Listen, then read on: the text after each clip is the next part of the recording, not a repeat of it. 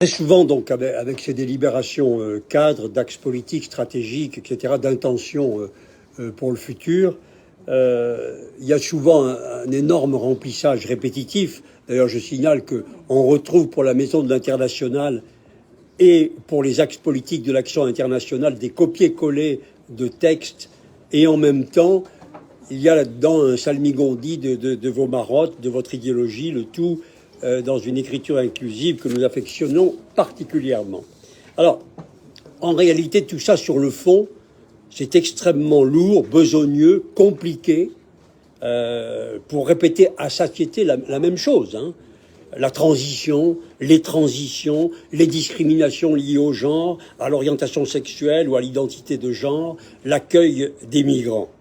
Évidemment, il n'y a rien de concret hein, sur ces sujets, sinon des débats, des échanges, des postures.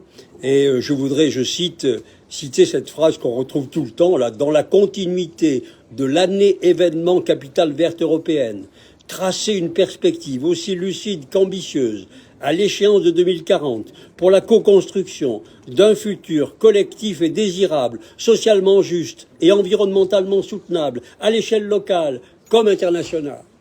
Fermez le banc, je veux dire, combien de fois le conseil municipal, à propos de tout et à propos de rien, aura adopté cette formulation? Dans combien de chartes, de conventions, de délibérations cadres qui concernent le sport, la culture, l'équipement, aujourd'hui l'international? Mais je me demande, je suis sûr que vous ignorez le nombre de fois où vous avez adopté ces formulations creuses, vagues et évidemment qui n'engagent à rien. Alors, vous rappelez par exemple l'inconditionnalité de l'accueil que vous savez ne pas pouvoir remplir, puisque votre adjoint au logement campe une fois par semaine, si j'ai bien compris, place de Verdun, parce qu'on ne peut pas remplir cette condition.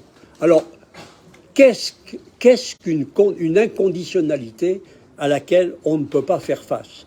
Vous évoquez les nouveaux espaces de l'exercice de la citoyenneté et même le sommet mondial de la démocratie participative de Grenoble, qui n'a évidemment échappé à personne, dans une ville où la participation citoyenne est asphyxiée afin que jamais un Grenoblois ne puisse contrecarrer une décision de la municipalité.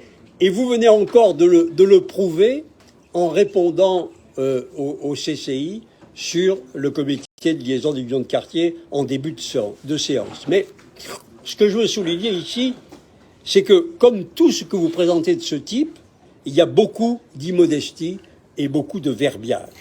Parce que évoquer la géopolitique, comme vous l'évoquez dans la délibération, et des orientations de politique internationale, même si, et je le reconnais, il s'agit, vous le reconnaissez vous-même, de coopérations décentralisées qui s'inscrivent dans le cadre des engagements internationaux de la France. Mais dans les rapports internationaux, ce qui compte, malheureusement, c'est le rapport de force qui régisse les relations internationales. Et quand on mesure l'affaiblissement de la France elle-même, depuis qu'elle n'est plus indépendante financièrement, elle a aujourd'hui plus de dettes à l'étranger que de créances. Énergétiquement, vous savez pourquoi? Du point de vue agricole, on est devenu importateur net l'année prochaine. On n'a plus de munitions, enfin, que pour quelques mois si nous étions menacés. On se demande comment votre leçon au monde pourrait être seulement écoutée dans une France qui est déjà elle-même très affaiblie. Pour nous, à l'échelle locale, qu'est-ce qui répond à la coopération internationale? Qu'est-ce qui répond aux attentes des Grenoblois à l'échelle locale? Pour nous, c'est le foisonnement, c'est les initiatives, c'est les coopérations.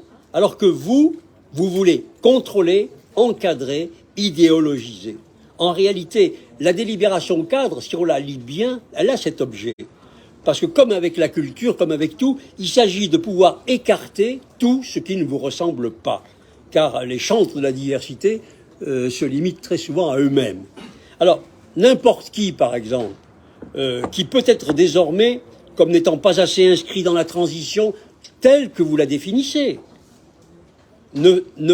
tel qu'il ne fera pas assez de place à la question des préjugés, tel que vous les définissez, tel qu'il ne défendra pas l'inconditionnalité de l'accueil comme vous le souhaitez, qui sont parmi les bases de votre politique internationale, eh bien, quiconque vous le jugerait n'a pas de place dans cette coopération.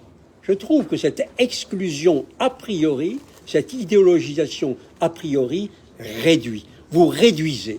Voilà que Grenoble se limite au réseau des villes en transition qu'elle initie elle-même afin que l'entre-soi ne soit pas perturbé. Je prends un seul exemple, c'est que il est frappant que les 42 000 employés et les 7 des 10 entreprises les plus importantes qui sont étrangères, ça fait 2 lignes dans la délibération cadre sur la politique internationale, alors qu'il y a là ce qui assoit Grenoble à l'échelle mondiale.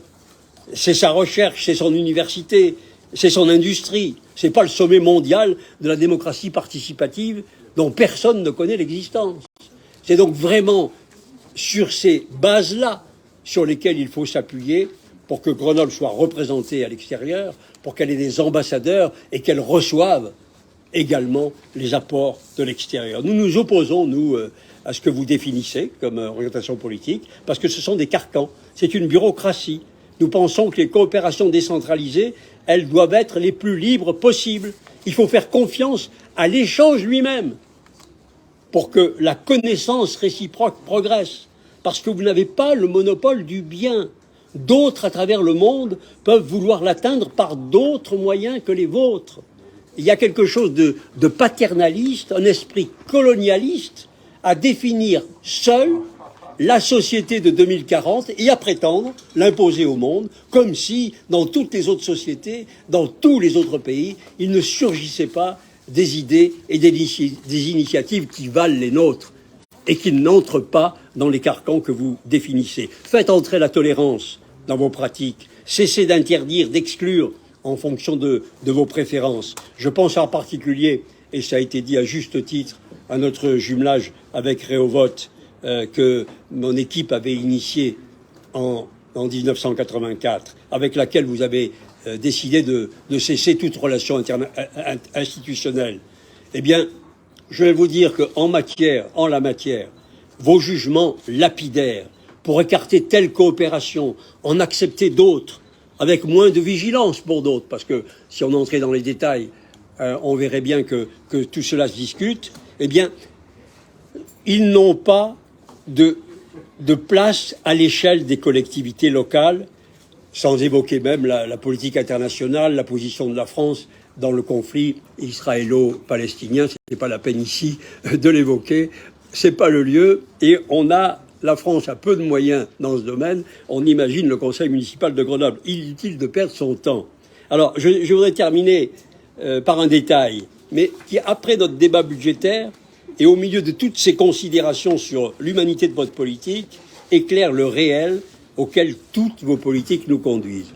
Le document sur la maison de l'international attire l'attention particulièrement pour sécuriser le site contre les intrusions et les dégradations, pour renforcer la sécurité des agents et des usagers.